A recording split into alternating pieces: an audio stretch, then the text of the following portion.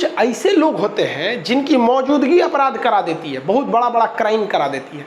तो पुलिस को एक पावर है कि अपराध करने से पहले ही शक के आधार पर आपको गिरफ्तार कर सकती है। आपको कोई वारंट नहीं दिखाएगी और ना ही आपको कोई दलील सुनेगी और ना ही आपका कोई अपील सुनेगी। याद कीजिए 1919 यही कानून अंग्रेज ला रहे थे सर, जिसे सर सिडनी रॉलेट ने लाया था, जिसे रॉलेट एक्ट कहा गया। बिना दलील, बिना अपील, बिना वकील का कानून। ये आज भी हमारे संविधान में है। और ये कहाँ पर है? तो ये हमारे संविधान के आर्टिकल 22 के क्लॉज 4 से लेकर 7 तक है। तो इसकी जो चर्चा है क्लास 4 से, मतलब ये देखिए 1 2 3 दिन यहाँ हो गया, तो ये कहाँ से होगा? 4 से लेकर 7 तक।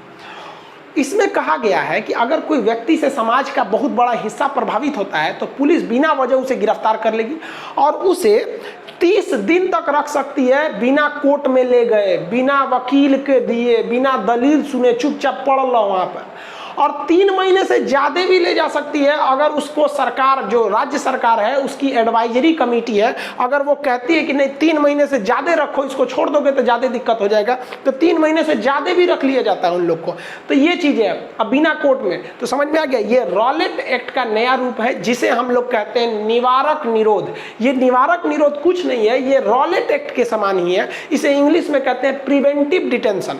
ये अपराध से पहले लगा दिया। और ये जो चीज़ है इसे कहते हैं पुनिटिव डिटेंशन, ये अपराध होने के बाद लगाया। अब आप कहेंगे ये कैसा कानून है, बिना वारंट दिखाए 30 दिन तक रख देगा। 3 महीने तक। हम यहाँ क्या लिख दिए भाई? हाँ देखिए, बिना वारंट के कितने महीने रखेगा? 3 महीने। 3 महीने से ज़्यादा अगर रखना है तो फिर उसे कोर्ट एडवाइजरी बोर्ड से परमिशन लेनी पड़ेगी। लेकिन इस बीच उसके पास अधिकार है कि वो अपने वकील से कोर्ट में जा सकता है, कह सकता है कि हमें फालतू में गिरफ्तार किया गया है। लेकिन ये सामाजिक व्यवस्था को बना के रखने के लिए, इसका हम आपको एक एग्जाम्पल देते हैं। जैसे जब अगस्त 2019 में, पिछले साल, जब धारा 370 हटाई गई थी जम्मू कश्मीर से, तो आप याद कीजिए जम्मू कश्मीर के ये बड़का बड़का नेता लोग थे लोग, ये लोग तो कोई अपराध नहीं किए थे क्योंकि राजनीतिक रूप से ये लोकतंत्र के हिसाब से ये लोग मुख्यमंत्री रह चुके हैं। तो ऐसे थोड़ी है कि भाई ये हैं लोग। देखिए अपराध कब होता है? जब बम बारूद मारिए। ये सब बम बारूद मारने वाले नहीं थे, सब ये मुंह से बम मारता था सब। मतलब कहने का सेंस है इनकी भाषा बड़ी भड़काने वाली थी। तो सरकार ने देखा कि अगर इनको छोड़ देंगे ना तो 370 के लिए एकदम कश्मीर में मंच पे भाषण देना चालू करेगा सब और गर्दा उड़ा देगा सब कश्मीर में। वाकई आपको बताते हैं अगर इन्हें गिरफ्तार नहीं किया गया रहता तो कश्मीर का आज दूसरे शक्ल होता। तो सरकार ने जैसे 370 खत्म किया, इन लोगों को लगा दिया प्रिवेंटिव डिटेंशन। अब जरा ध्यान दीजिए, तो प्रिवेंटिव डिटेंशन यानी निवारक निरोध में अपराध से पहले ही इनको कर लिया। इनको पता था कि भाषण देंगे उससे पहले ही इनको गिरफ्तार कर लो। और बिना वारंट के इन्हें 3 महीना क्या 6 महीना तक ये लोग अंदर थे लोग। और क्योंकि एडवाइजरी बोर्ड कर रही है गृह मंत्रालय का कि छोड़ेंगे तो बवाल हो जाएगा, तो इन्हें छोड़ा ही नहीं लोगों ने। और इन लोगों को क्या किया गया? हाउस अरेस्ट कर लिया गया। हाउस अरेस्ट को हिंदी में कहते हैं नज़रबंद। नज़रबंद क्या किया जाता है कि जब आपको क्या किया जाता है, आपको घरे में बंद कर दिया जाएगा और आपको किसी दूसरे से बातचीत करने नहीं दिया जाएगा। फ़ोन लाइन टेलीफोन काट दिया जाएगा। आप अपने परिवार में रहिए, बस जितने लोग का घर के अंदर है ना उतने लोग से बात कीजिए। बाहर किसी से न मिलने दिया जाएगा। आपके घर का फ़ोन लाइन काट दिया जाएगा, टीवी कनेक्शन काट दिया जाएगा। चुपचाप रहिए घर के अंदर, खाइए पीजिए, मस्त रहिए। इसी को कहते हैं नज़र बंद कर देना, यानी आम पब्लिक के नज़रों से हटा देना। उसे क्या कहेंगे? नज़र बंद कर देना। तो ये नज़र बंद हो गए लोग, हाउस अरेस्ट। अब आप बताइए ये ठीक किया गया कि नहीं किया गया?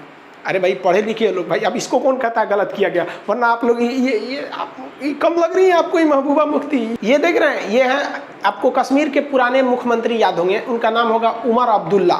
उमर अब्दुल्ला के ये बाबूजी हैं फारूक अब्दुल्ला, और इनके बाबूजी थे जिनका नाम था शेख अब्दुल्ला। उन्होंने ही 370 जोड़ा था। सोचिए इन्हीं के बाबूजी ने 370 जोड़ाया था। इन्हीं को क्या किया गया? हाउस अरेस्ट करके नज़रबंद कर दिया गया। तो आप नज़रबंद समझ में आ गया। अब आप बताइए कि भारत ने, जब हम आपको ये बता रहे थे अभी 10 मिनट पहले कि ये रॉलेट एक्ट के समान अभी भी है, तो आपके मन में एक अजीब चीज़ आया होगा कि रॉलेट एक्ट वाला चीज़ हमारे संविधान में क्यों जोड़ दिया गया? जिस रॉलेट एक्ट का हमने बहुत बड़ा विरोध किया था उसको क्यों जोड़ा गया? आप समझ में आ गया कि हमारे देश के संविधान को कितनी बेहतरीन ढंग से बनाया गया है। यानी संविधान में सबसे बड़ा महत्व दिया गया है, देश नहीं टूटना चाहिए। बाली नियम कानून कुछ भी टूटते रहे, देश नहीं टूटना चाहिए। तो ये कहीं कहीं ज़रूरी हो जाता है, लेकिन इसका कहीं कहीं मिसयूज भी हो जाता है। इसका अगर सरकार चाहे तो मिसयूज कर सकती है, क्योंकि सरकार को न सबूत से मतलब है, न वकील से मतलब है। जज के पास तो प्रॉब्लम ये होता है ना कि जज मनमानी करेगा तो वकील कह देगा कि आप ये नहीं कर सकते, उसको नियम के हिसाब से चलना होता है जज को, इसलिए जज मनमानी नहीं कर पाता है। और सरकार को क्या मनमानी कर सकती है, तो इसका मिसयूज भी हो सकता है।